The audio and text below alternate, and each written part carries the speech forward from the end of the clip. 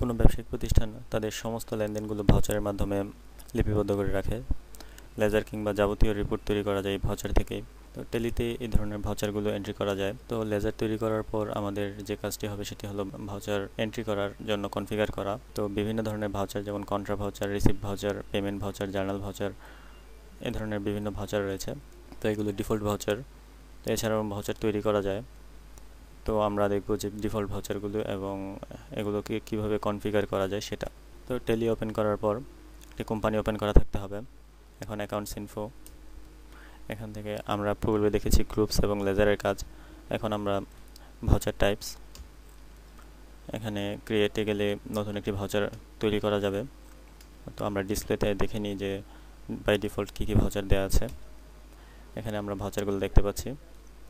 List of voucher types, আমরা purchase ভাউচারটা দেখি। তো এখানে পারচেজ ভাউচারের বিস্তারিত দেওয়া আছে। আমরা এসকেপ করে পিছনে যাচ্ছি, এসকেপ। তো এখানে এই অবস্থায় ভাউচার টাইপস এখানে থাকা অবস্থায় কনফিগারে আমরা ক্লিক করছি। তো কনফিগারে যাওয়ার পর এখানে ভাউচার এন্ট্রি, এন্টার। তো এখান থেকে আমরা ভাউচারকে কনফিগার করে দিতে পারবো। প্রথমেই দেওয়া আছে skip date field in create mode. তো একই তারিখে অনেকগুলো ভাউচার এন্ট্রি করার জন্য এটি ইয়েস করে রাখতে হবে, yes, enter. Use single entry mode or payment receipt contra. Voucher input করার সময় বারবার ক্রেডিটের জন্য টু এবং ডেবিটের জন্য বাই নির্বাচন করতে না চাইলে ইয়েস এবং চাইলে নো করে দিতে হবে। আমরা এন্ড করে দিচ্ছি, এন্ড লিখে enter. Show inventory detail, voucher entry করার সময় বিস্তারিত তথ্য প্রদর্শন করার জন্য ইয়েস, ইয়েস লিখে enter. Show table of bill details for selection. তো এটি ডেটর লেজার বা ক্রেডিটর লেজার তৈরি করার সময় এটি প্রয়োজন হয়। প্রতিটি বিলের জন্য আলাদা আলাদা ব্যালেন্স অপশন নির্ধারণ করা হলে এই বিলের টেবিলে প্রদর্শিত হয়। তো ইয়েস রেখে এন্টার। শো বিল ওয়াইজ ডিটেল, তো প্রতিটি বিলের কী পরিমাণ সমন্বয় করা হয়েছে বা কী পরিমাণ টাকা পরিশোধ করা হয়েছে এ সম্পর্কিত বিস্তারিত তথ্য প্রদর্শনের জন্য এটি ইয়েস করে রাখা হয়, yes. Expand into multiple line, এটি yes. Show ledger current balance, তো এটি নির্বাচন করা থাকলে লেজারের যে চলতি ব্যালেন্স সেটি প্রদর্শন করে, yes, enter. Show balance as on voucher, তো এটি ইয়েস করালে ইনপুটকৃত ভাউচারের তারিখে লেজারের ব্যালেন্স প্রদর্শিত হয়। তো এটি প্রয়োজন হলে ইয়েস করে রাখা যায়, নো রাখছি, enter. Use payment receipt as contra, payment এবং রিসিপ্ট ভাউচারে কন্ট্রা এন্ট্রি দিতে চাইলে এই অপশনটি ইয়েস নির্বাচন করে দিতে হবে, তো নো রাখছি, enter. Allow cash account in journal, cash বা ব্যাংক লেজারে জার্নাল এন্ট্রি দিতে চাইলে এখানে ইয়েস নির্বাচন করে দিতে হবে, তো নো রেখে enter.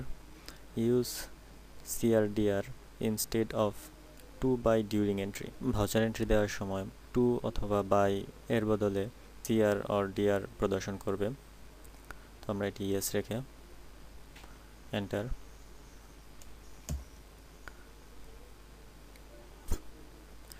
Warn on negative cash balance, cash balance যদি নেগেটিভ হয়ে যায় সেক্ষেত্রে যেন ওয়ার্নিং পাওয়া যায়, সেজন্য ইয়েস রেখে এন্টার।